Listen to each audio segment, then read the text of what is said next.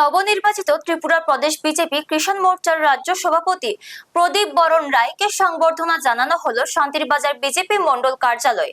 ফুলের তোড়া দিয়ে তাকে উষ্ণ অভ্যর্থনা জানান কৃষক মোর্চার জেলা ও মহকুমা স্তরের নেতৃত্ব এবং দলীয় কর্মী সমর্থকরা। অনুষ্ঠানে উপস্থিত ছিলেন দক্ষিণ জেলা কৃষক মোর্চার সভাপতি সত্যব্রত সাহা, শান্তিরবাজার মণ্ডল সভাপতি দেবাশিস ভৌমিক এবং শান্তিরবাজার কৃষক মোর্চার মণ্ডল সভাপতি দিব্যেন্দু চৌধুরী সহ অন্যান্য নেতৃত্ব কর্মী সমর্থকরা।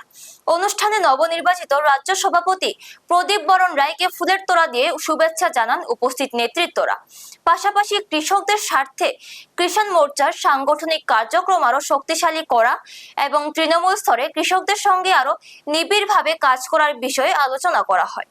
নবনির্বাচিত রাজ্য সভাপতিকে ঘিরে কর্মী সমর্থকদের মধ্যে উৎসাহ ও উদ্দীপনা লক্ষ্য করা যায়।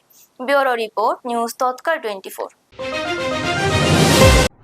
আমাদের এই বিজেপি সরকার এবং আমাদের ভারতের যশস্বী প্রধানমন্ত্রী অবতার পুরুষ নরেন্দ্র মোদীজির যে ভারত সরকার, এই সরকার বারবার আসুক ইলেকশনে, মানুষ বিজেপিকে ভুল না বুঝুক।